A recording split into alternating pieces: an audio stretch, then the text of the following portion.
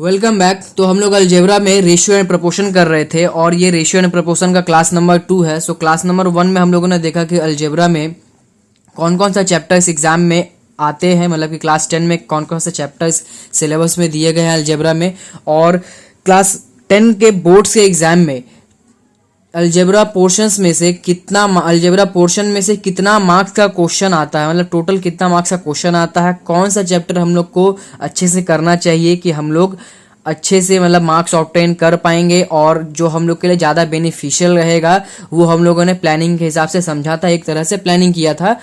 और 5 मतलब कि जैसे कि इस चैप्टर में 3 पार्ट है, 5.1, 5.2 और 5.3। तो 5.1 से रिलेटेड जितना भी कंसेप्ट यूज होगा सम्स करने में वो कंसेप्ट को हम लोग समझे थे, मतलब कि रेशियो क्या होता है, कितने तरह के रेशियो होते हैं, कंपाउंड रेशियो, मिक्स रेशियो कैसे निकालते हैं, इनवर्स रेशियो कैसे निकालते हैं, ये सब हम लोग समझे थे। सो अब इस पार्ट में हम लोग इस कंसेप्ट से रिलेटेड मतलब 5.1 में जितना भी सम्स है वो हम लोग करेंगे। So let start. तो हम लोग सम से स्टार्ट करते हैं। जैसा कि यहाँ पे चैप्टर नंबर 5 में 3 पार्ट है। Let us work out 5.1, 5.2 and 5.3। तो अभी हम लोग 5.1 से स्टार्ट करेंगे और पहला सम देखते हैं। सम्स दिया हुआ है, let us express following as ratios and let us write by understanding ratio of equality, ratio of less equality and ratio of greater inequality in each case. मतलब कि कुछ नंबर दिया हुआ है नीचे में, उन नंबर्स को रेशियोज में एक्सप्रेस करना, मतलब रेशियो बना के लिखना है उसको, और वो किस तरह का रेशियो है, मतलब जब हम लोग रेशियो बना लेंगे तो उसको मतलब कि देखना और समझना है कि किस तरह का वो रेशियो है, रेशियो ऑफ इक्वालिटी है या इनइक्वालिटी है, या रेशियो ऑफ इक्वालिटी है या रेशियो ऑफ लेसर इनइक्वालिटी है या ग्रेटर इनइक्वालिटी है। तो पहला सम देखते हैं। पहला सम दिया हुआ है 4 months and 1 year, 1 year and 6 months।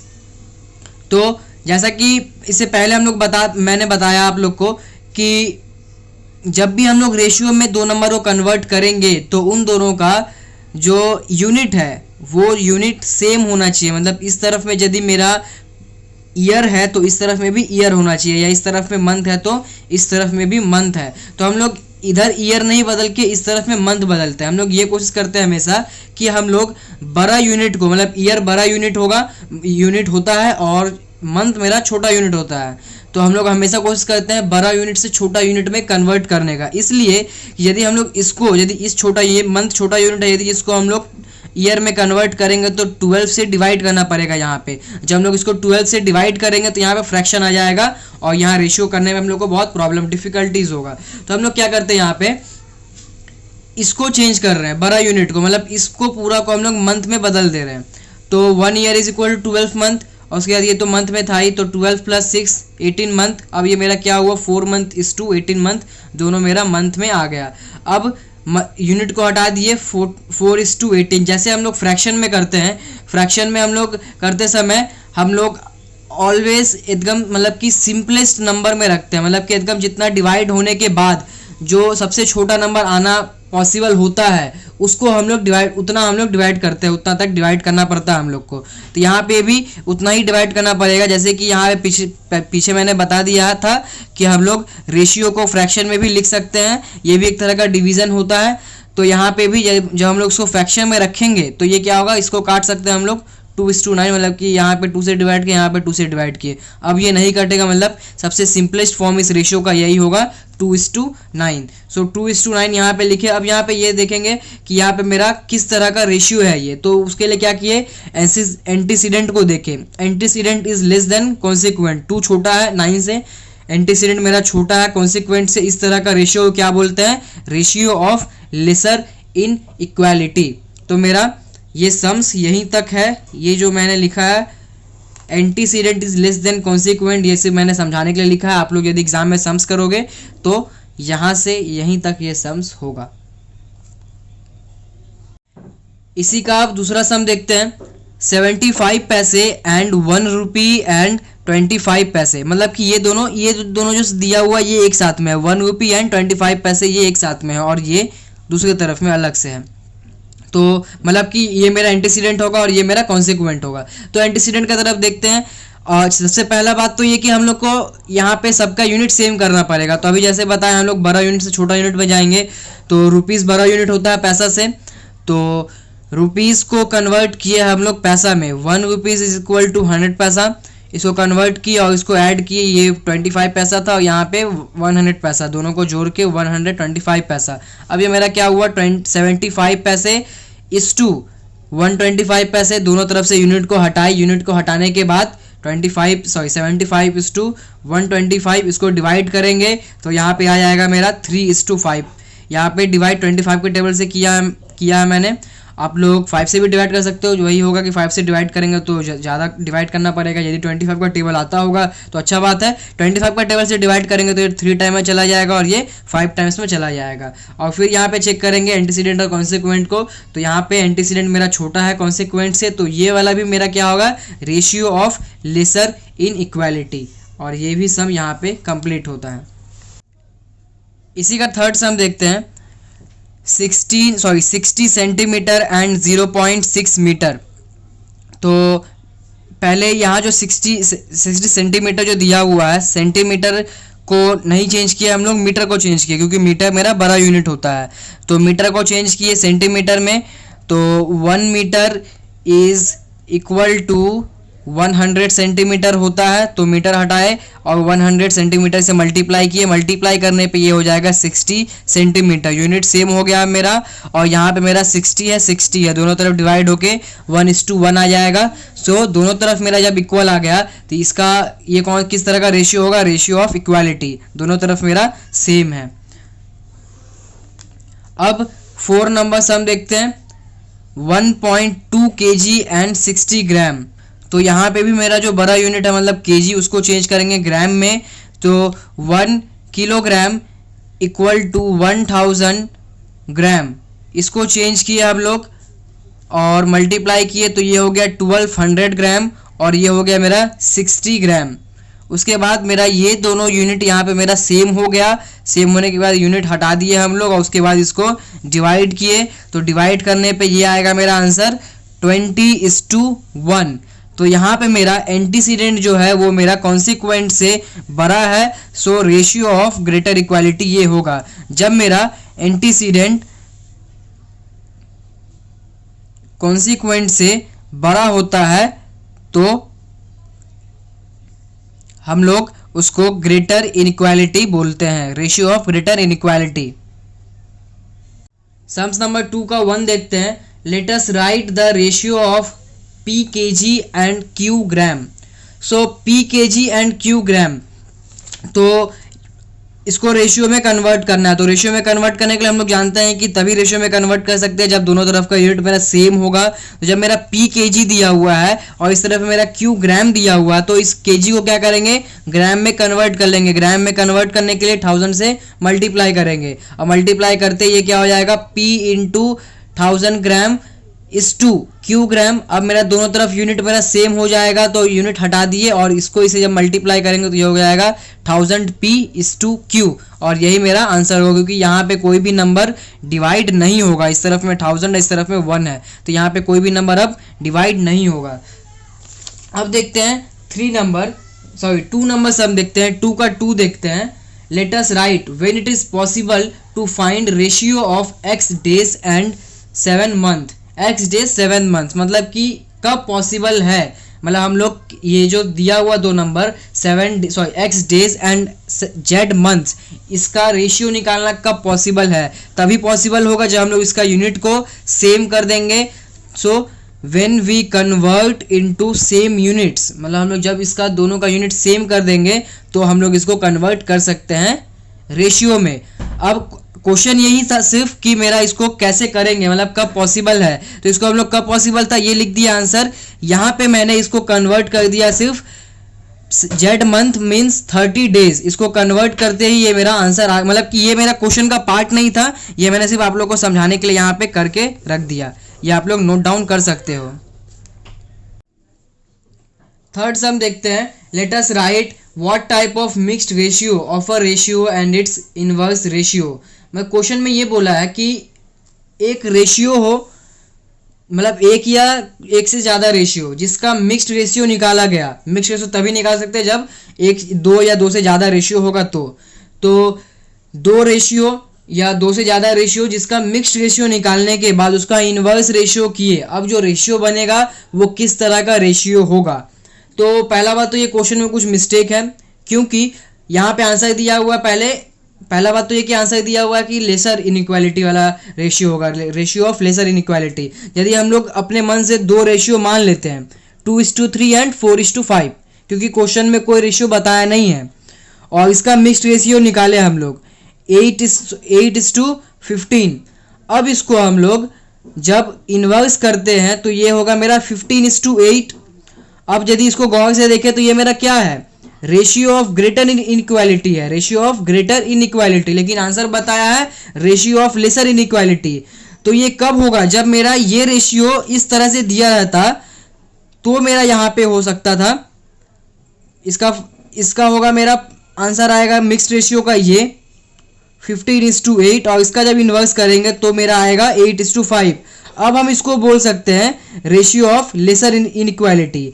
तो क्वेश्चन में मतलब ये कह सकते हैं कि यहाँ कुछ मिसिंग दिया है, मतलब मिस है क्वेश्चन में कि दो तरह का जो मतलब सॉरी जो रेशियो का बारे में वो बोला है, या तो वो रेशियो दिया हुआ नहीं है या क्वेश्चन में कुछ मिस्टेक है। सिंपल सा बात है कि क्वेश्चन में कुछ ना कुछ मिस्टेक है, और मेरे हिसाब से मिस्टेक ये है कि यहाँ पे दो रेशियो देना चाहिए जिस तरह का ये आंसर दिया हुआ है रेशियो ऑफ लेसर इनइक्वालिटी। ये कंडीशन के ऊपर डिपेंड, मतलब नंबर के ऊपर डिपेंड करता है, जिस तरह का नंबर दिया रहेगा उस तरह से यहाँ पे आएगा ना। रेशियो ऑफ ग्रेटर हो या लेसर हो, ये किस तरह का नंबर दिया हुआ उस पर डिपेंड करता है। बिना नंबर पे हम बिना दिया हुआ नंबर मतलब कोई भी नंबर नहीं दिया रहेगा, और हम लोग ऐसे नहीं बोल सकते कि यहाँ पे ये रेशियो ऑफ इनइक्वालिटी होगा, sorry ratio of lesser inequality होगा। इसके लिए दो नंबर या दो रेशियो देना ही पड़ेगा, तो ही हम लोग यहाँ एक फिक्स रेशियो मतलब कि जो क्वेश्चन में सॉरी आंसर में जो दिया हुआ है उस तरह का आंसर ला पाएंगे। फोर्थ सम देखते हैं। Let us find mix ratio of A/B/B/C/A, C/A/B। Mixed ratio of A/B/C, B/C/A, C/A/B। तो हम लोग इसको जानते हैं कैसे करेंगे, एंटीसीडेंट जितना है एंटीसीडेंट एंटीसीडेंट एंटीसीडेंट सबको एक जगह लाके मल्टीप्लाई करेंगे, और कॉन्सिक्वेंट कॉन्सिक्वेंट कॉन्सिक्वेंट एक जगह लाके मल्टीप्लाई किए तो पूरा इंसिडेंट एक तरफ, एंटीसीडेंट एक तरफ और कॉन्सिक्वेंट एक तरफ। मल्टीप्लाई करने पे ये जो है मेरा ये A इससे कटा, ये B इससे कटा और ये C इससे कटा, और ये पूरा कट के हो जाएगा 1, और ये A into B into C ABC, तो 1:ABC ये मेरा आंसर होगा। अब 5 नंबर सम्स देखते हैं। क्वेश्चन है let us write bye calculating what ratio and x² YZ will form mixed ratio of XY/Z²। मतलब कि एक रेशियो बताया है x² YZ, और दूसरा वो कौन सा रेशियो होगा जो ये दो रेशियो मतलब कि ये जो रेशियो दिया हुआ है यहाँ पे गिवन रेशियो जो ये दिया हुआ है, ये रेशियो x² YZ, वो रेशियो और एक कौन सा रेशियो होगा जो उन दोनों को मिला के एक मिक्स्ड रेशियो बनेगा जिसका आंसर आएगा ये।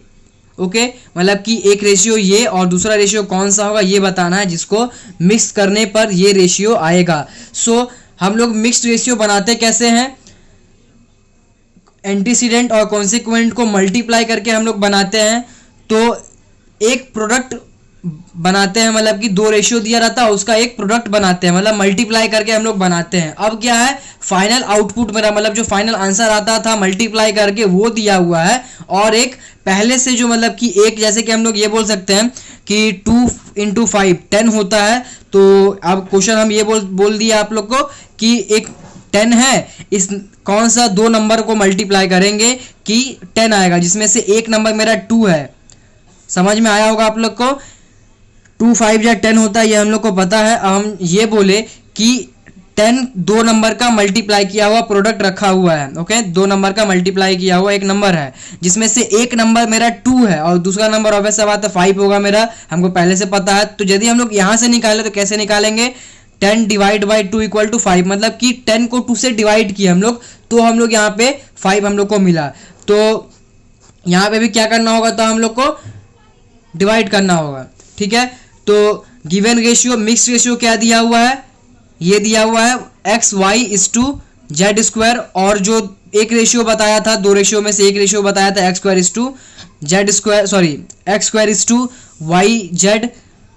तो मिक्स्ड रेशियो को ऊपर रख के इसको नीचे से डिवाइड करेंगे, मतलब जो मेरा फाइनल आउटपुट था, प्रोडक्ट जो था मेरा, उसको ऊपर रखते थे और जो एक नंबर दिया रहता था उसको नीचे रखते थे। वैसे यहाँ पे भी जो मेरा मिक्स्ड रेशियो दिया है इसको ऊपर रखे और जो एक रेशियो दिया था उसको नीचे रखे। इसको दोनों को फ्रैक्शन में कन्वर्ट किए और यहाँ पे ये x से कटा, मतलब कि यहाँ पे एक्स स्क्वायर था, यहाँ पे x था, ये x कटा, ये वाला x कट के, सॉरी एक्स स्क्वायर कट के x हो गया, और यहाँ पे ये जेड स्क्वायर इस जेड से कटा तो यहाँ पूरा कट गया जेड, और यहाँ पे स्क्वायर से स्क्वायर कट के अब जेड बचा।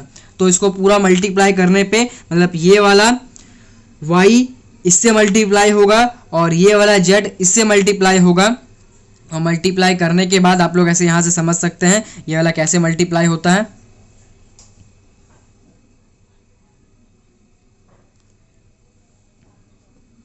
ये ऐसे, अब इसको ये जब यहाँ पे जब डिवाइड आता है तो इसको मल्टीप्लाई करने के लिए हम लोग यहाँ पे इसको उल्टा कर देते हैं, इन्वर्स कर देते हैं इसको, और उसके बाद इसको मल्टीप्लाई करते हैं तो y into y y square और z into x z x, और इसको फिर रेशियो में कन्वर्ट कर देंगे y square is to x z, और फिर मेरा फाइनल आंसर होगा मेरा कि ये जो एक दिया हुआ था मेरा यहाँ पे जो, सॉरी यहाँ पे मैंने गलती उतार दिया है, यहाँ पे मेरा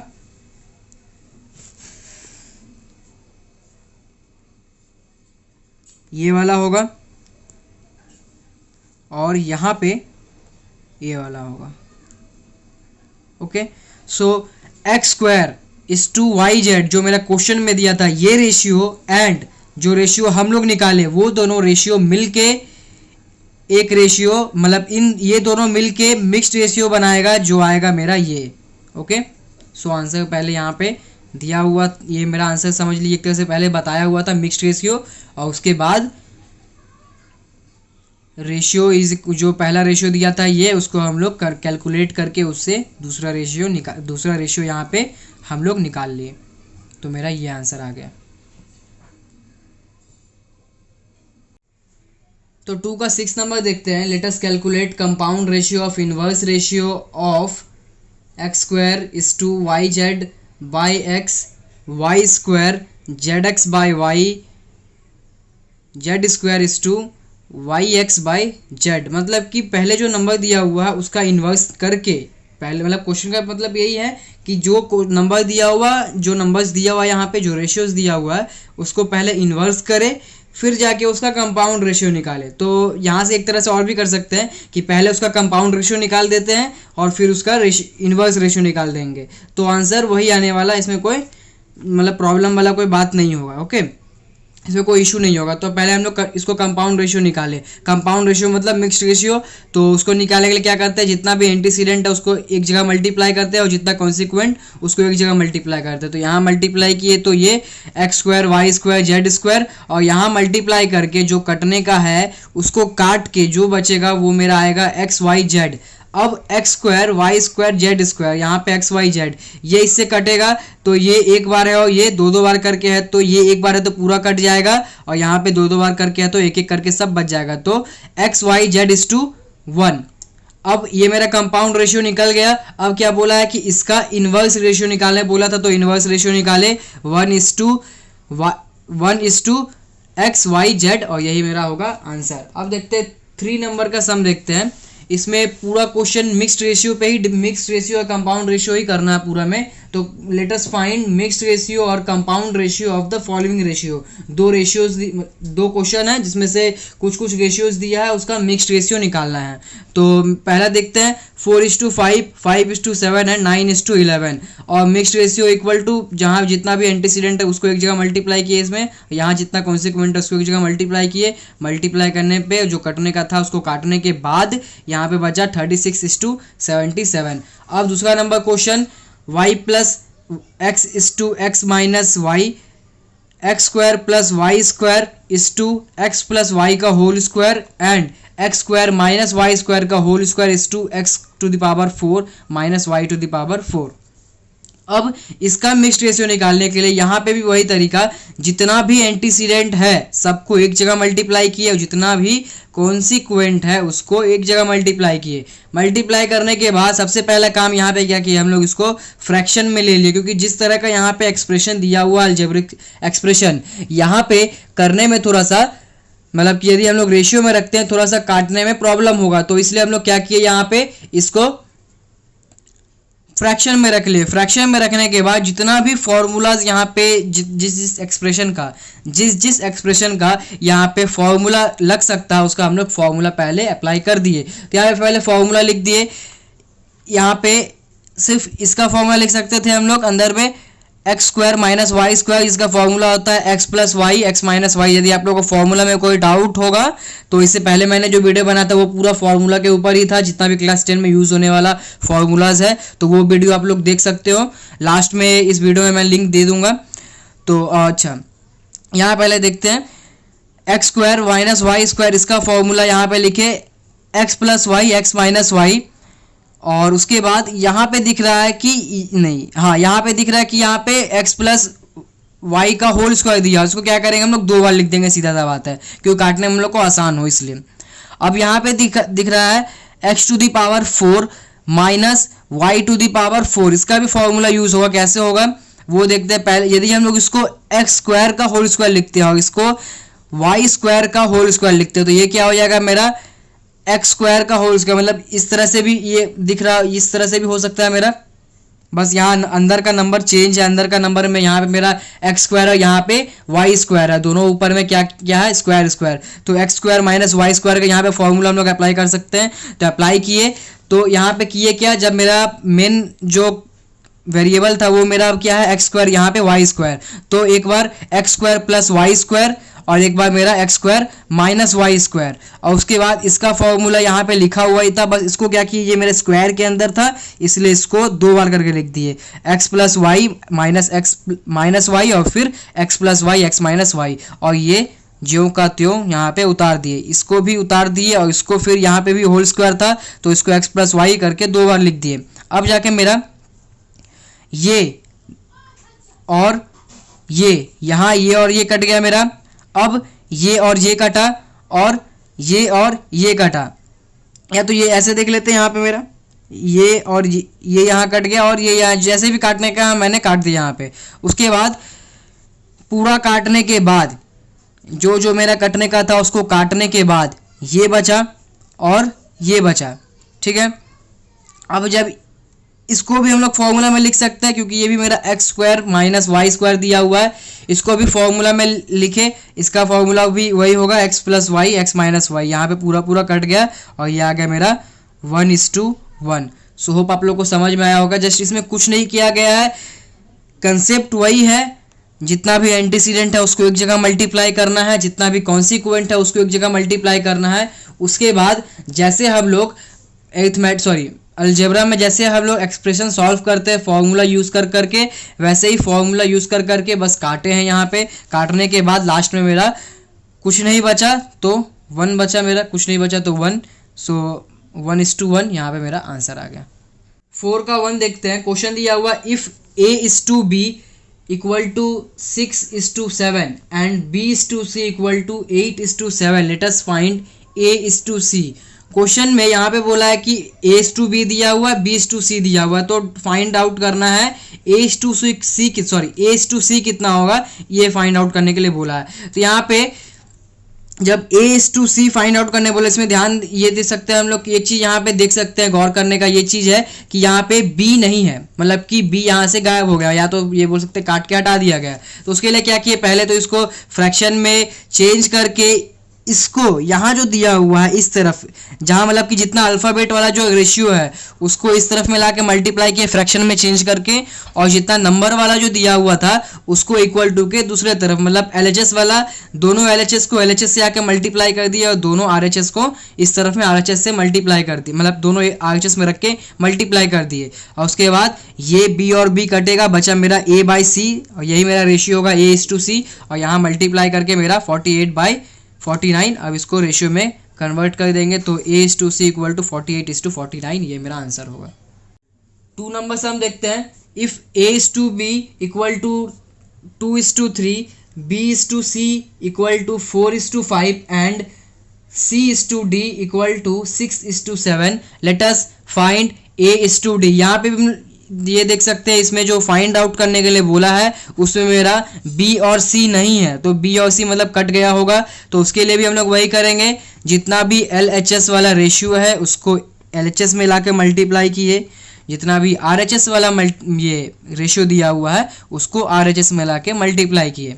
अब ये B और ये C दोनों कट जाएगा, कटने के बाद बचा मेरा A और D, मतलब A is to D। अब नंबर वाले साइड में जो नंबर डिवाइड होने का रहेगा उसको डिवाइड करेंगे, बाकी जो बच जाएगा उसको मल्टीप्लाई करेंगे, और ये मेरा आ गया 16:35। और यहाँ मेरा फाइनल आंसर ये आ गया A is to D equal to 16:35। अब 3 नंबर सम्स देखते हैं। If A is to B and A is to B equal to 3:4 and B is to C equal to 2:3, find out, let us find A is to B is to C। मतलब कि अब इसमें क्या देखने के लिए मिल रहा, जो फाइंड आउट करना है उसमें A भी है, B भी है और C भी है। इस तरह से यदि क्वेश्चन दिया रहेगा तो क्या करेंगे वो देखते हैं। यदि इस तरह का दिया रहेगा तो हम लोग इसी को बोलते हैं प्रोपोर्शनलिटी। जब यहाँ पे मेरा 4 डॉट इस तरह का आता है इसको हम लोग बोलते हैं प्रोपोर्शन। ओके, इसको हम लोग प्रोपोर्शन में ले लेंगे। यहाँ जो LHS में दिया हुआ है दोनों तरफ में उसको प्रोपोर्शन बनाए इस तरफ में, और यहाँ जो दिया हुआ था उसको प्रोपोर्शन बनाए इस तरफ में। अच्छा, जब प्रोपोर्शन आता है तो प्रोपोर्शन के इस तरफ में, मतलब यहाँ जो B है राइट कॉर्नर में, और इस तरफ वाला जो प्रोपोर्शन के इस तरफ में जो रेशियो होगा, यहाँ पे भी एक रेशियो, यहाँ पे भी एक रेशियो, बीच में प्रोपोर्शनलिटी का साइन है।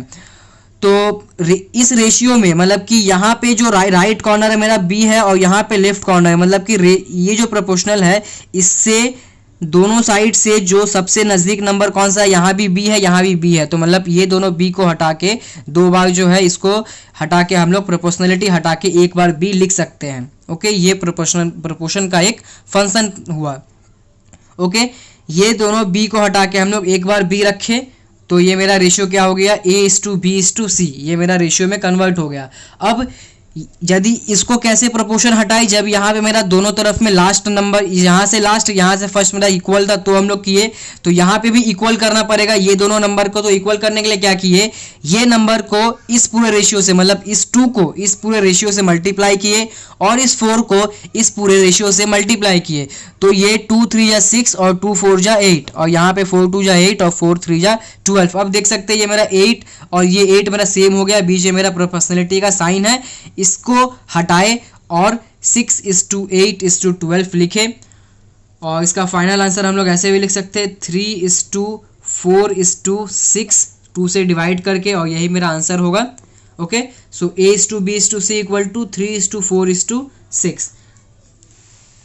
अब 4 नंबर सम देखते हैं। 4 नंबर सम भी सेम इसी तरह का, बस नंबर चेंज कर दिया गया।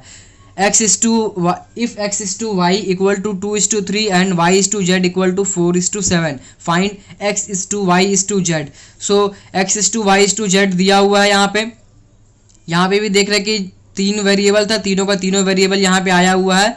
तो यहाँ पे भी हम लोग प्रोपोर्शन लेंगे, प्रोपोर्शन लिए यहाँ पे दोनों रेशियो को, दोनों लेफ्ट साइड वाला रेशियो को यहाँ पे रखे प्रोपोर्शन के हेल्प से, और प्रोपोर्शन यहाँ पे y और y सेम था तो प्रोपोर्शन हटा के रेशियो बना दिए इसको। अब यहाँ पे भी हम लोग को ये दोनों नंबर को सेम करना होगा, तो सेम करने के लिए यहाँ का 4 इससे पूरा से मल्टीप्लाई किए, ये 3 इससे पूरा मल्टीप्लाई किए, तो 2 4 जा 8 और 4 3 जा 12, और यहाँ पे ये 3 यहाँ पे मल्टीप्लाई किए तो 3 4 जा 12, 3 7 जा 21। तो ये 12 और ये 12 मेरा दोनों तरफ इक्वल हो गया। तो यहाँ पे भी हम लोग प्रोपोर्शन का साइन हटा सकते हैं, प्रोपोर्शन का साइन हटाए, यहाँ पे मेरा 8:12:27 मेरा रेशियो बन गया। So x is to y is to z equal to 8:12:21, ये मेरा होगा आंसर। 5 नंबर सम देखते हैं। Question, if x is to y equal to 3:4, let us find 3y minus x is to 2x plus y। यहाँ पे एक ratio दे दिया है और फिर बोला है कि इस रेशियो का वैल्यू फाइंड आउट करने के लिए। तो हम लोग को यहाँ से करना क्या होगा कि यहाँ पे जैसे हम लोग हमेशा से करते थे कि x और y का अलग से वैल्यू निकाल लेते थे, उसके बाद हम लोग पुट कर देते, तो यहाँ पे भी वही करेंगे हम लोग। ये यदि इस तरह से इक्वेशन में कोई रेशियो दिया रहता है, ओके, ये कॉमन सा बात है, सबको पता ही होना चाहिए। यदि इस तरह से दो रेशियो इक्वेशन में दिया हुआ है, इसका मतलब इसका जो एंटीसीडेंट है, इसका जो एंटीसीडेंट है वो इक्वल होगा, ओके, और ये जो कॉन्सिक्वेंट है ये कॉन्सिक्वेंट के इक्वल होगा। फर्क यही है कि यहाँ पे एक मल्टीपल वैल्यू भी आएगा जिसको हम लोग k से लेट करते हैं। मल्टीपल वैल्यू इसलिए क्योंकि हम लोग को x/y दिया हुआ है 3:4। जैसे यदि ये किस तरह का रेशियो था, ये तो फाइनल आउटपुट दिया हुआ ना, हम इसको यदि यहाँ पे लिख दिए 12:16 लिख के रखते हैं, और फिर इसको अच्छा ये यदि इस तरह से दिया रहेगा 12:16, इसको हम लोग सिंपल फॉर्म में लाने के लिए क्या करेंगे, यहाँ भी 4 से डिवाइड करेंगे, यहाँ भी 4 से डिवाइड करेंगे, तो यहाँ पे क्या आ जाएगा मेरा 3:4। इसका मतलब ये क्या था, कुछ इस तरह का नंबर था। तो यहाँ पे x/y 3:4 होगा। ये तो हमको पता नहीं है कि मतलब कि ये तो पहले से पता नहीं ना हमको कि मतलब कि ये श्योर 3:4 ही था। कोई भी नंबर हो सकता है, यहाँ पे 3 का कोई भी मल्टीपल हो सकता है और 4 का कोई भी मल्टीपल हो सकता है। तो इसलिए यहाँ पे हम लोग ये इस तरह से लेट कर लेते हैं, x/y equal to 3/4 equal to k। Let करने के बाद ये x मतलब एंटीसीडेंट और एंटीसीडेंट इक्वल होगा, तो x इक्वल टू 3k और y इक्वल टू 4k। ये जो मेरा यहाँ पे 3 और ये जो k है दोनों, यही मेरा ये 4 का वैल्यू का जगह यहाँ पे अभी ले रहा है। यदि समझने के लिए एग्जांपल है, एग्जैक्ट वैल्यू 4 नहीं है, ये चीज ध्यान में रखिएगा। ये एग्जैक्ट वैल्यू 4 नहीं है, ये हम लोग सिर्फ समझने के लिए यहाँ पे किए, मतलब कि यहाँ जो मैंने 4 रखा है और यहाँ जो हम लोग जो k लेट किए हैं, यही एक तरह से ये 4 का k का वैल्यू 4 हो सकता है। मतलब कि मल्टीपल रहता है यहाँ पे रेशियोज में, यहाँ पे जो भी x इक्वल टू जो भी दिया रहेगा वो हम लोग हमेशा एक किसी तरह का मल्टीपल में देखते हैं, इसलिए यहाँ पे हम लोग इस तरह से लेट कर लेते हैं इसको। अब जैसे ही ये वैल्यू हम लोग को मिल जाएगा x इक्वल टू 3k और y इक्वल टू 4k। अब यदि हम लोग समझ भी गए कि इस तरह से हम लोग q लिखते हैं और q वैसे k लेट करते हैं, उसके बाद ये वैल्यू को क्या करेंगे, बस यहाँ से इस एक्सप्रेशन में पुट कर देंगे।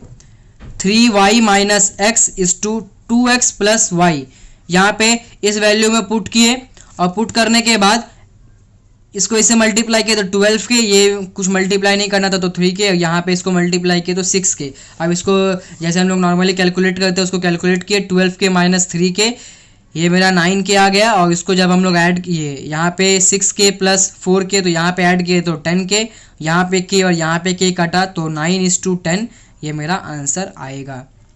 ओके, अगला सम पढ़ते हैं, सम्स नंबर 5 का 2। If a is to b equal to 8:7, let us show that 7a minus 3b is to 11a minus 9b equal to 7:5। तो जैसे पिछले सम में किए थे हम लोग, यहाँ से इस रेशियो से a इक्वल टू 8 के लेट करेंगे और b इक्वल टू 7 के यहाँ से लेट कर लेंगे कुछ इस तरह से। और इस वैल्यू को इस एक्सप्रेशन का जो लेफ्ट हैंड साइड है उसको पहले लिखे यहाँ पे लेफ्ट हैंड साइड, और लेफ्ट हैंड साइड लिखने के बाद वो एक्सप्रेशन में बस a और b का वैल्यू पुट किए। a और b का वैल्यू पुट करने के बाद फर्दर कैलकुलेशन जो करना है, यहाँ पे 8 7 जा 56, यहाँ पे 21, यहाँ 88, यहाँ पे मल्टीप्लाई करके 63, कैलकुलेट करके यहाँ बचा 35 के, यहाँ 25 के, k और k कटा और ये 5 का टेबल से ये दोनों कट के 7/5 हो गया और ये यहाँ से प्रूफ हो गया। ऊपर और ये सब में फ़र्क ये था कि यहाँ पे शो दैट था, तो यहाँ पे पहले से राइट हैंड साइड दिया हुआ था, यहाँ प्रूफ करना था, वहाँ पे आंसर लाना था। सो ये सम यही कंप्लीट हुआ। सम्स नंबर 3 देखते हैं। If p is to q equal to 5:7 and p minus q equal to -4, let us find the value of 3p plus 4q। यहाँ पे p इज टू q दिया हुआ है 5:7 और एक एक्सप्रेशन दिया हुआ है p minus q equal to -4 और इसका वैल्यू निकालने बोला है 3p + 4q। तो यहाँ पे हम लोग करेंगे क्या, जैसे इससे पहले वाले सम में किए रेशियो से यहाँ पे लेट करेंगे, p का अलग वैल्यू और q का अलग value, p = 5k, q = 7k। उसके बाद ये दोनों वैल्यू को यहाँ पहले नहीं पुट करके हम लोग यहाँ पहले पुट करेंगे। यहाँ पुट करने से क्या होगा देखते हैं। पहले यहाँ जब पुट किए तो हम लोग को यहाँ से क्या पता चल गया, k पता चल गया। एक्चुअली ये किए क्यों, क्योंकि यहाँ पे हम लोग को क्या वैल्यू पुट करना है, p का और q का। यदि ये वैल्यू पुट करेंगे तो यहाँ पे जो आंसर आएगा मेरा k में आंसर आएगा, लेकिन जो बुक में आंसर दिया हुआ वो k में आंसर नहीं दिया, वो एक रियल नंबर आंसर है। तो वो रियल नंबर निकालने के लिए पहले हम लोग को जो यहाँ, यदि हम यहाँ पे ये वैल्यू को पुट करते हैं तो यहाँ पे एक k आएगा, तो वो k का वैल्यू पता होना चाहिए।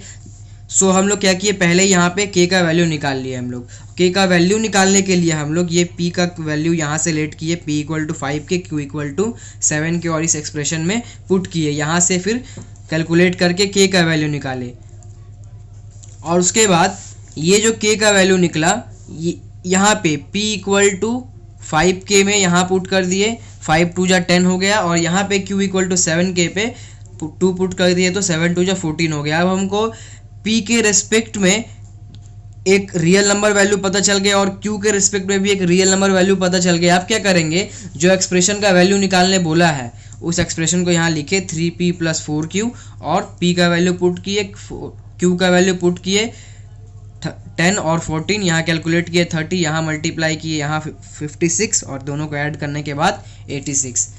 अब 6 का 1 नंबर देखते हैं। तो क्वेश्चन है, if 5x - 3y = 2x + 4y = 11:12, late us find x = y।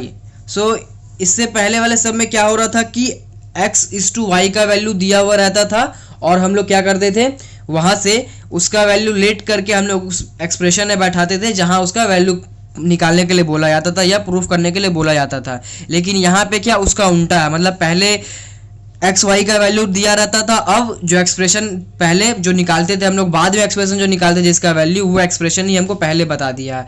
तो अब एक्सप्रेशन से वैल्यू कैसे निकालते हैं वो देखते हैं। तो एक्सप्रेशन से पहले निकालने के लिए पहले एक्सप्रेशन लिख लिए जो दिया हुआ था, और उसके बाद इसको फ्रैक्शन में लिख ले। फ्रैक्शन में लिखने के बाद यहाँ पे क्रॉस मल्टीप्लाई किए, क्रॉस मल्टीप्लाई करने के बाद ये इससे मल्टीप्लाई हुआ 60x, ये इससे मल्टीप्लाई हुआ 36y, और यहाँ पे ये मल्टीप्लाई हुआ तो 22x, और यहाँ पे ये मल्टीप्लाई हो गया 44y। और अब क्या किया कि जितना भी x वाला वेरिएबल है ये और ये दोनों को एक तरफ रखे, मतलब इसको इस तरफ लेके चले आए और ये y वाला को इस तरफ ले आए, मतलब जितना भी y वाला वेरिएबल था उसको दूसरे तरफ किए। अब यहाँ पे कैलकुलेट किए तो इससे माइनस करने में 38x, इसको यहाँ ऐड किए तो 80y। अब क्या किए यहाँ पे, इसको x और y जो मतलब कि अल्फ़ाबेट वाला वेरिएबल है उसको हम लोग =, के एक तरफ किए। ओके, यहाँ से इसको इस तरफ रखें और इसको इस तरफ रखें। ये इस तरह से रखेंगे हम लोग, मतलब इस तरह से जाने के बारे में सोचेंगे कि फिर से यदि हम इसको क्रॉस मल्टीप्लाई करते हैं, मतलब कि इसको इससे आप क्रॉस मल्टीप्लाई यदि करेंगे तो फिर से मेरा 38x आ जाना चाहिए, और फिर इस y को 80 से मल्टीप्लाई करेंगे तो ये मेरा 80y आ जाना चाहिए। इस तरह से हम लोग इसको अरेंज कर देंगे। यदि हम इसको ऐसे गलती से पुट कर देते तो अच्छा, यहाँ पे x/y क्यों निकाले, क्योंकि हमको x/y वैल्यू, मतलब कि x:, ये रेशियो में हो गया मेरा x/y, मतलब कि x:y, और इसी का वैल्यू हमको निकालना था। इसलिए हम लोग क्या किए कि यहाँ पे x/y निकाले यहाँ पे। और x/y निकालने के लिए मैं यहाँ पे बता रहा हूँ, यदि हम लोग गलती से इसको उल्टा रख देते हैं तो सही करने के लिए क्या चेक करेंगे हम लोग, इसको एक बार इससे मल्टीप्लाई करके चेक करेंगे, क्रॉस मल्टीप्लाई। तो यहाँ क्या आ जाएगा, 80x हो जाएगा और ये 38y आ जाएगा। फिर हमको पता चलेगा कि जो अभी आया है वो मेरा पहले वाले से अलग है, इसका मतलब हम गलती की है। तो इसको क्या कर देंगे, बस उल्टा सजा देंगे, मतलब उल्टा कर देंगे, इसको इन्वर्स कर देंगे। तो ये मेरा, अब इसको क्रॉस मल्टीप्लाई करेंगे तो मेरा फिर से यही वाला आ जाएगा। तो हमको पता चल जाएगा कि हम जो किए हैं वो मेरा सही है, हम जिस तरह से अरेंज किए वो मेरा सही है। अब उसको 2 से दोनों को डिवाइड कर देंगे, इसको 2 से डिवाइड किए, इसको 2 से डिवाइड किए सिंपलेस्ट फॉर्म में लाने के लिए, और ये मेरा सिंपलेस्ट फॉर्म में आ गया। मतलब कि अब इससे ज़्यादा डिवाइड हम लोग नहीं कर सकते, ये लास्ट था, इससे ज़्यादा डिवाइड नहीं होगा, यही मेरा फाइनल आंसर होगा। इसको भी रेशियो में लिख देंगे, इसको भी रेशियो में लिख देंगे, और ये मेरा आंसर आ जाएगा। 6 का 2 देखते हैं। If 3a plus 7b is to 5a minus 3b equal to 5:3। Let us find a is to b, मतलब कि यहाँ पे फिर एक इक्वेशन दिया हुआ है और उसे बोला है कि a इज टू b का वैल्यू निकालना। तो सेम प्रोसेस, इसको पहले फ्रैक्शन में लिखे, उसके बाद क्रॉस मल्टीप्लाई किए, ये 3 इस पूरे से मल्टीप्लाई किए, ये 5 इस पूरे से मल्टीप्लाई किए। मल्टीप्लाई करने के बाद जो आंसर आया उसमें से जितना a का वेरिएबल है उसको एक तरफ, जितना b का वेरिएबल है उसके दूसरे तरफ, मतलब इसको इधर लेके गए और इसको इस तरफ लेके गए। यहाँ प्लस था तो ये इधर आके माइनस हो गया, और यहाँ ये प्लस था तो इधर आके ये माइनस हो गया। अब इसको इससे माइनस किए तो माइनस 16a, और इसको इससे ये माइनस माइनस क्या होता है मेरा, माइनस इंटू माइनस क्या होता है, प्लस होता है। अच्छा, ये मैं यहाँ क्यों बता रहा हूँ, फिर से बोल लेता हूँ। ये इसलिए यहाँ पे हम लोग देख रहे हैं कि इसमें मतलब कि दोनों जगह तो माइनस है। बहुत जन गलती क्या कर देता है कि इन दोनों को माइनस करके 6 बैठा देता है, लेकिन ये होगा नहीं, यहाँ पे ये दोनों ऐड होगा।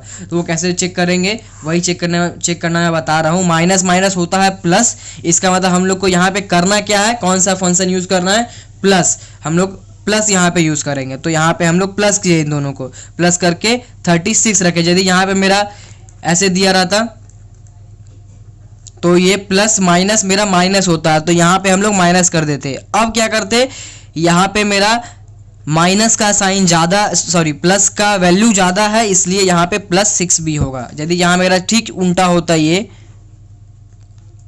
यदि कुछ इस तरह होता तो यहाँ ये प्लस और माइनस, प्लस माइनस माइनस होता है, मतलब माइनस करना है, इसको इससे माइनस करेंगे 6, और ये मेरा माइनस का वैल्यू ज़्यादा है तो यहाँ पे माइनस आ जाएगा। ओके, तो यहाँ पे माइनस माइनस प्लस होता है, सो यहाँ पे प्लस किया हम लोग इन दोनों को, और दोनों जगह ही मेरा माइनस वैल्यू है यहाँ पे, इसलिए यहाँ पे भी माइनस आ जाएगा। अब जाके इधर का माइनस यहाँ पे कटा, और फिर से जैसे उस पीछे में सजाए थे हम लोग, यहाँ पे भी a बाई बी पहले लिख लिए। उसके बाद चेक कर लेंगे कि मेरा b के साथ क्या मल्टीप्लाई था, 36। इसका मतलब हमको इस तरह से क्रॉस में बैठाना होगा 36 वैल्यू, तो हम लोग ऊपर रखे। उसके बाद a के साथ 16 मल्टीप्लाइड था, तो इसलिए हम लोग इसको नीचे में बैठाए। उसके बाद जाके ये मेरा 4 का टेबल से 9 टाइम्स में कट गया, और ये 4 टाइम्स में कट गया। तो अब ये मेरा सिंपलेस्ट फॉर्म रेशियो आ गया, रेशियो का सिंपलेस्ट फॉर्म आ गया 9/4। अब इससे ज़्यादा डिवाइड नहीं होगा, तो इसको रेशियो में लिख दिया, इसको रेशियो में लिख दिया, और ये मेरा आंसर आ गया 9:4। अब देखते हैं 7 का a। तो क्वेश्चन है, if 7x minus 5y is to 3x plus 5y equal to 7:11, show that 3x minus 2y is to 3x plus 4y equal to 137:473। तो यहाँ पे एक इक्वेशन दिया हुआ है, उस इक्वेशन से एक दूसरे इक्वेशन का वैल्यू, मतलब या तो ये बोल सकते हैं एक इक्वेशन से दूसरा इक्वेशन प्रूफ करना है, शो दैट करना मतलब प्रूफ करना है यहाँ पे। तो यहाँ पहले क्या किए, ये अब तक जो हम लोग सीखे, सबसे पहले क्या सीखे थे, एक इक्वेशन दिया रहा, रेशियो दिया रहता था इस तरह से, इसमें से लेट करके वैल्यू निकाल के फिर इस तरह का वैल्यू इसमें पुट करते थे, तो हम लोग ऐसा वैल्यू निकाल पाते थे। अब यहाँ पे उल्टा है, थोड़ा उल्टा भी है और मिलाया हुआ भी है एक चीज। वो क्या है कि अब इक्वेशन दिया हुआ है, इक्वेशन से पहले हमको इस तरह से निकालना होगा रेशियो, मतलब x/y, x का वैल्यू y का वैल्यू निकालना होगा, और उसके बाद फिर ये वैल्यू को हम लोग इसमें पुट करेंगे तो ये वाला मेरा आ जाएगा। तो देखते हैं कैसे करेंगे ये। पहले यहाँ पे इसे पहले जैसे कर रहे थे वैसे ही किए, इसको फ्रैक्शन में रखे, फ्रैक्शन में रख के क्रॉस मल्टीप्लाई किए, यहाँ क्रॉस मल्टीप्लाई किए, ये 11 इससे मल्टीप्लाई हुआ तो 77x, और यहाँ इससे मल्टीप्लाई हुआ तो 55y। उसके बाद ये 7 इससे मल्टीप्लाई होकर 21x, और ये इससे मल्टीप्लाई होकर 28y। अब जाके ये वाला x को इस तरफ लाए, ये x को इस तरफ लाए, और ये y को इस तरफ। उसके बाद यहाँ कैलकुलेट किए तो ये आया 56x, यहाँ कैलकुलेट किए तो ये आया 83y। अब जाके इसको फिर से हम लोग क्या किए, रेशियो में सजा लिए, x/y इक्वल टू 83/56। उसके बाद यहाँ से लेट कर लिए, x/y equal to 83/56 equal to k। इसके बाद यहाँ से ये मेरा x इक्वल टू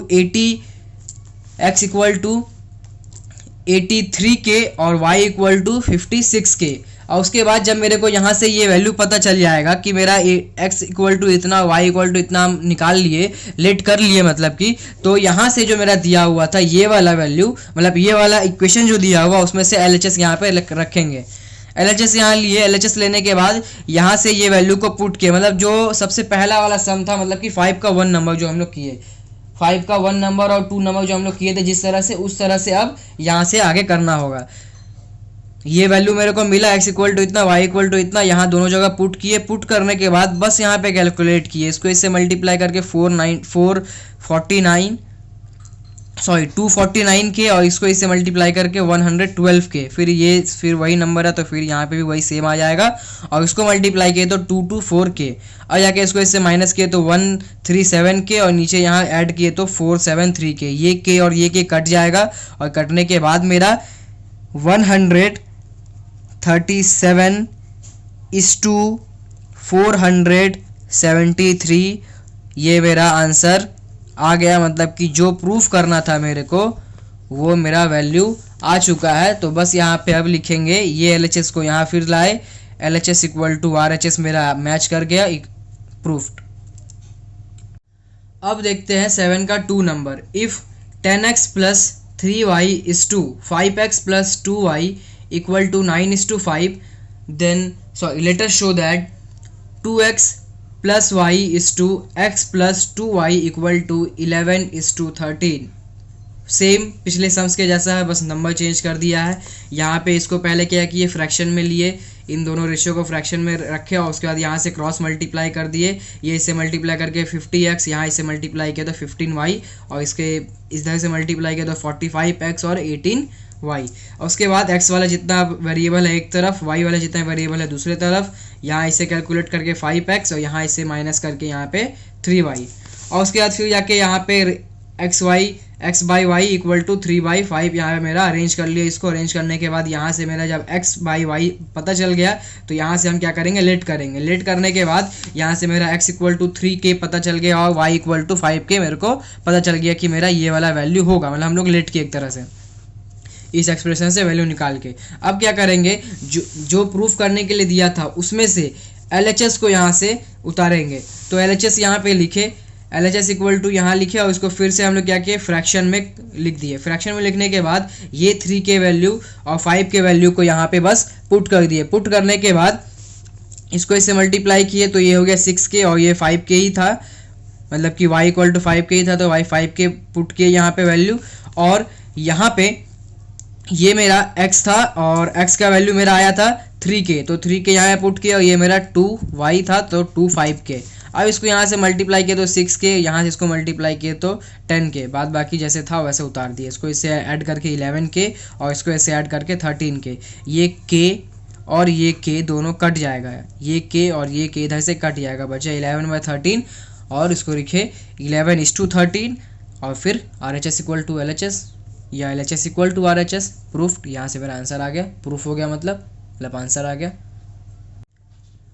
अब देखते हैं 8 का 1 क्वेश्चन बोला है, let us calculate what term should be added to both terms of the ratio 2:5 to make the ratio 6:11। मतलब कि 2:5 एक रेशियो है, उसमें बोथ टर्म्स मतलब कि एंटीसीडेंट कॉन्सिक्वेंट, मतलब 2 में और 5 में वो कौन सा नंबर ऐड करेंगे हम लोग कि जो ये इक्वेशन दिया हुआ है ये 6:11 हो जाए। मतलब कि इस इक्वेशन में दोनों तरफ में क्या ऐड कर देंगे, मतलब इसमें भी ऐड करना है, इसमें भी ऐड करना है। जो मेरा ऐड करने के बाद ये इक्वेशन बन जाएगा, सॉरी ये रेशियो बन जाएगा 6:11। तो पहले हम लोग क्या किए, जो भी नंबर ऐड हो तो हम लोग को पता नहीं है वही निकालना है, तो उसको क्या किए यहाँ पे लेट कर लिया हम लोग। Let x should be added to both terms of the ratio 2:1 sorry 2:5। 2:5 का बोथ टर्म में हम लोग x को ऐड किए, ये हम लोग लेट किए, मतलब वो वैल्यू मेरा x है। अब जो मेरा नया रेशियो होगा, नया रेशियो बोलने का मतलब जो क्वेश्चन ने बोला था कि 2 मतलब कि 2 और 5 दोनों में कोई टर्म्स को ऐड किया गया, हम लोग लेट क्या किए, x लेट किए कि x ऐड किया गया, तो अब उसको हम लोग ऐड करेंगे। तो दोनों साइड में क्या किए, ऐड कर दिए उसको।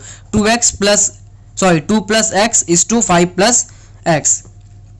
अब नया रेशियो मेरे को पता चल गया, मतलब कि जो ऐड करके आने वाला है वो मेरे को पता चल गया, और जो ऐड करके आने वाला था वो तो बता ही दिया था 6:11। समझ में आ रहा है? इस इक्वेशन में सॉरी इस रेशियो में दोनों टर्म में x को ऐड करने पे ये वाला वैल्यू आएगा, ये क्वेश्चन ने बताया है, मतलब कि x हम लोग लेट किए तो। अब ये जो रेशियो होगा और ये जो रेशियो होगा इक्वल होगा, तो इसलिए हम लोग क्या किए, इसको इक्वेशन में बैठा दिए, इतना इक्वल टू इतना, दोनों रेशियो इक्वल कर दिए, और उसके बाद फर्दर कैलकुलेशन यहाँ से करना है। इसको इससे क्रॉस मल्टीप्लाई किए और इसको इससे क्रॉस मल्टीप्लाई किए। क्रॉस मल्टीप्लाई करने के बाद ये x वाला जितना नंबर है उसको एक तरफ रखे, मतलब x वेरिएबल वाला, ये 6x और ये 11x एक तरफ रखे, और ये 22 को उस तरफ किए। इसको इससे माइनस किया तो 5x, इसको इससे माइनस किया तो 8। अब जाके ये 5 को नीचे कर दिए तो मेरा x इक्वल टू कितना आ गया, 8/5। तो दोनों तरफ में मतलब कि 2 में भी 8/5 ऐड करना होगा, और यहाँ पे 5 में भी 8/5 ऐड करेंगे, तो मेरा ये इक्वेशन जो होगा 6:11 हो जाएगा। तो आप लोग ये कर सकते हैं कि इसको ऐड करके, ये जो वैल्यू यहाँ पे है इसको ऐड करके चेक कर सकते हैं यहाँ पे कि ये वैल्यू आता है कि नहीं। ऐसे यही वैल्यू आएगा क्योंकि यही क्वेश्चन था और आंसर भी ये वाला राइट आया है, तो आएगा यही। बस आप लोगों को चेक कर लोगे तो ज़्यादा अच्छा रहेगा, आप लोग के लिए समझ में आएगा अच्छा से। अब देखते हैं 6 का 2 number. Let us calculate what term should be subtracted from each term of the ratio a:b to make the ratio m:n। मतलब कि a:b का बोथ टर्म, मतलब कि दोनों, ईच टर्म मतलब दोनों टर्म का ही बात किया जा रहा है, दोनों टर्म में से कौन सा नंबर, मतलब क्या माइनस करेंगे कि हम लोग का ये जो रेशियो है वो मेरा m:n हो जाएगा।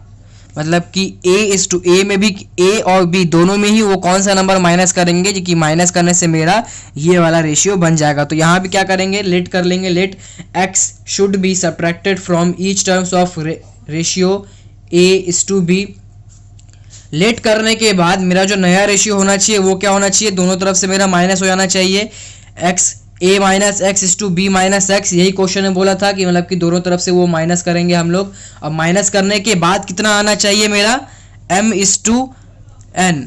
सो माइनस कर दिए हम लोग, बोला कितना था m:n, तो ये और ये मेरा इक्वल होना चाहिए। सो यहाँ लिखे, यहाँ मेरा गलती हो गया था इसलिए ये काटा हुआ है, इस पर गौर मत करना आप लोग।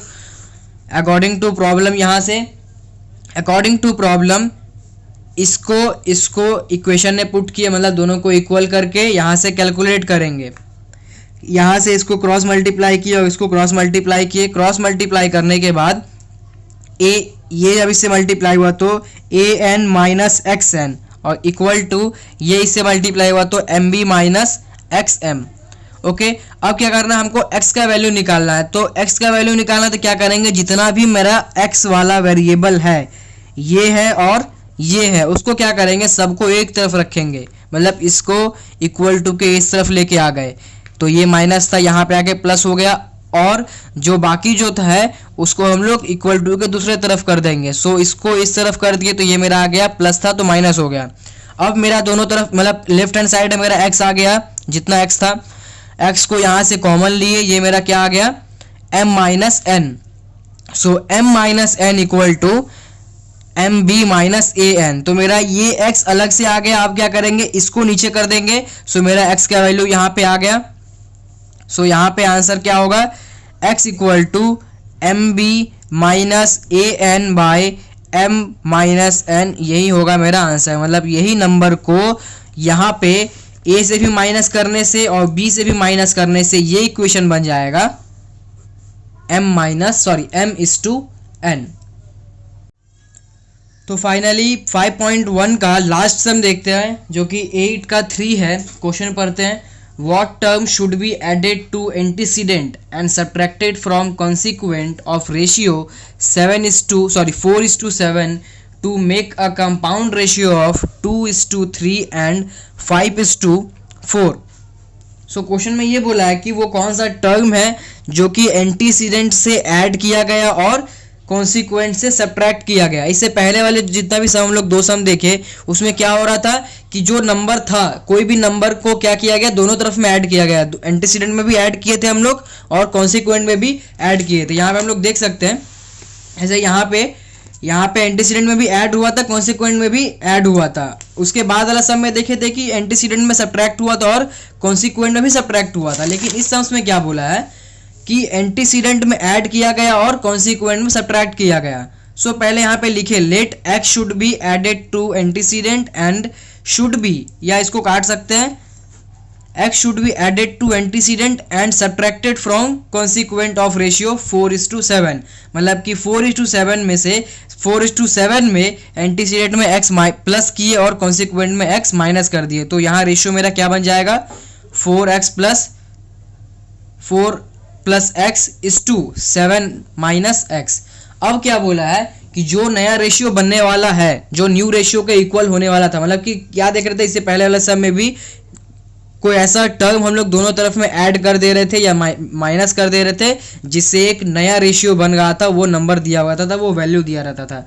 तो यहाँ पे वो चीज़ नहीं दिया हुआ है। यहाँ पे दिया हुआ है कि यदि हम इस नंबर में मतलब इस रेशियो में x को यहाँ पे ऐड करते हैं और x को यहाँ माइनस करते हैं तो इन दो रेशियो का जो कंपाउंड रेशियो होगा, इन दो रेशियो का जो कंपाउंड रेशियो होगा उसके इक्वल होगा वो चीज़।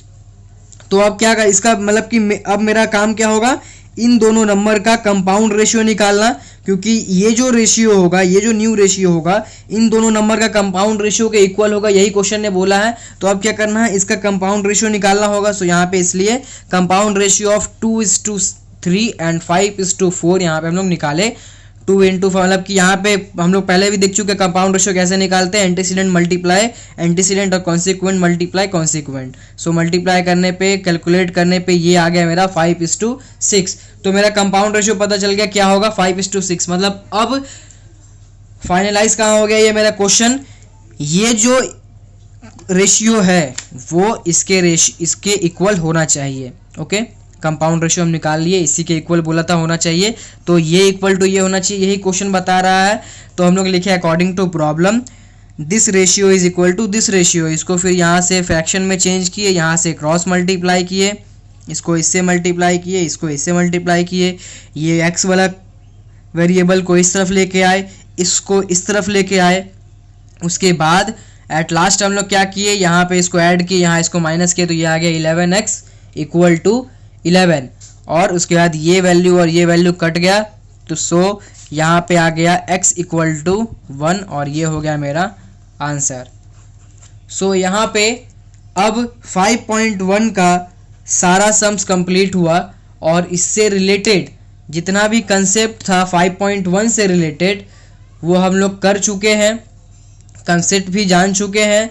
सो आप लोग का यहाँ से ये काम होता है, मतलब होमवर्क समझ लो ये है कि यहाँ से आप लोग को आगे प्रैक्टिस करना है और जितना भी कंसेप्ट मैंने बताया उसको अच्छा से समझ के रखना है, तभी हम लोग 5.2 और 5.3 अच्छा से समझ पाएंगे और कर पाएंगे। और मैंने पहले ही बता दिया था अलजेब्रा बहुत इजी है, ज़्यादा डिफ़िकल्टीज आप लोग को नहीं होगा। सो अच्छा से प्रैक्टिस करो। बेस्ट ऑफ लक, मिलते हैं नेक्स्ट वीडियो में।